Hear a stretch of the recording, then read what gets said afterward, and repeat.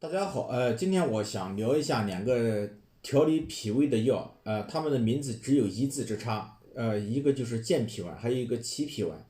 这健脾丸和齐脾丸都是调理脾胃的药，它们之间有什么区别呢？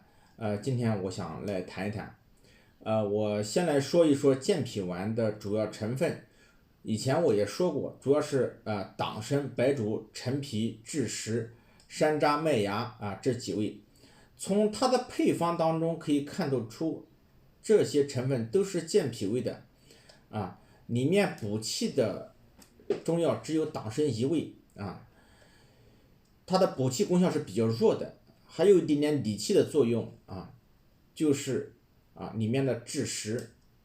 枳实主要是针对我们不消化、肚子胀这种消肚子胀功能，它是比较强的一味中药。而齐脾丸是不含有枳实的，齐脾丸里面的成分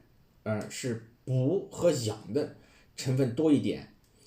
齐脾丸有哪些成分呢？我来说一下。齐脾丸主要是有人参、白术、茯苓、甘草、陈皮、山药、莲子、山楂、神曲、麦芽和泽泻。齐脾丸方子当中有健脾益气的方子四君子汤就是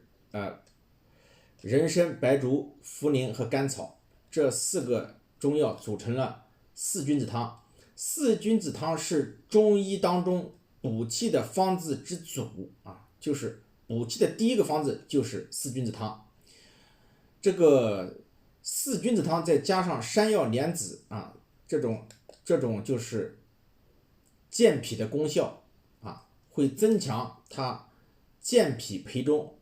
补土生金的这种功效。而陈皮、泽泻呢，理气疏导，会让这种补气的功能不二不滞。山楂消食化积，所以说齐脾丸是比较理想的肺脾肾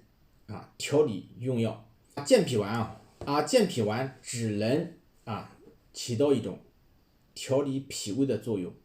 这个齐脾丸它可以调理肺脾可以调理肺脾。另外，齐脾丸因为它渗湿作用比较强，所以有的医生认为齐脾丸还可以调理这个肾。当然，它这种功效调理肾的这方面功效应该是只是一种辅助性的。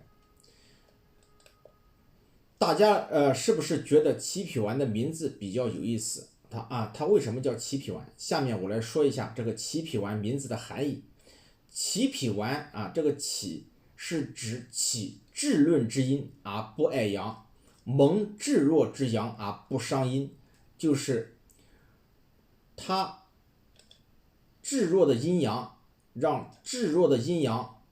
萌发勃勃生机，形成燎原之势，形成使机体正气可以快速的恢复，从而战胜疾病。这句话是什么意思呢？就是说人体的这种阴气和阳气在比较虚弱的情况下，我们怎么去让它更加的强大？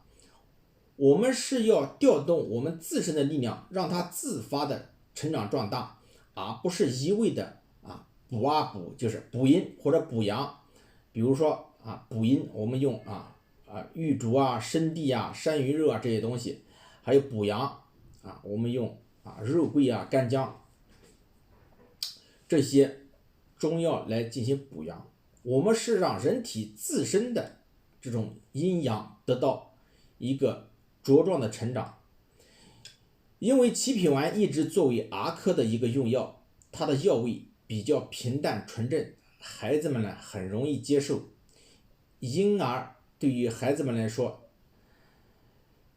这样一个比较平淡的药，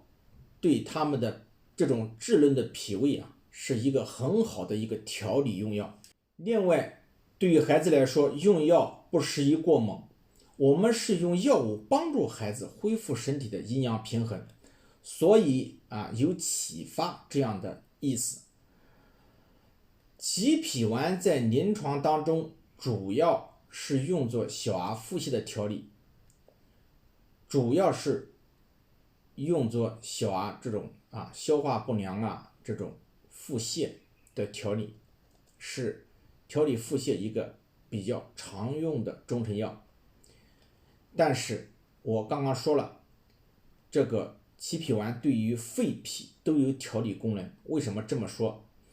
就是七匹丸对于有些小孩子他一年四季特别容易感冒、扁桃体发炎、支气管发炎，有的家长说我冷热稍有不慎就会反复发作头疼得很。这个时候我们不能一味的去治疗小孩这种感冒、这种呼吸道感染，而是应该去调理孩子的脾胃。这个在现实当中是比较好用的一个方法，特别的好用这个时候应该用七匹丸去调理脾胃，可以说是治疗和预防兼备的一个药。因为七匹丸健脾和胃，以达到益肺的作用。健脾使气血化生，支原得到通畅，肺气得以滋养。所以我们用药不能局限我们中医用药不能局限，不能说我感冒了，我上呼吸道不好，我肺不好，我就一直会用什么枇杷叶这些止咳化痰的中药去来应对。但是今天来说，这个七匹丸的用药，它不仅仅针对小孩子，还可以用在成人的身上。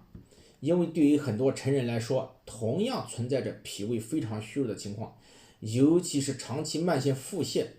身体往往阴阳都比较弱，这个时候就可以使用七匹丸来启发脾胃的阴阳很多朋友往往用了很多健脾胃的渗湿的中药，尤其是参苓白术散是大家最常用的一个。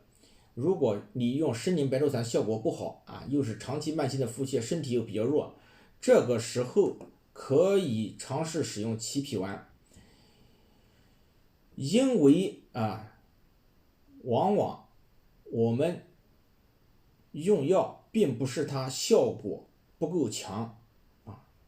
而是我们要反过来考虑，可能是因为我们用药的效果太强了，对于我们这种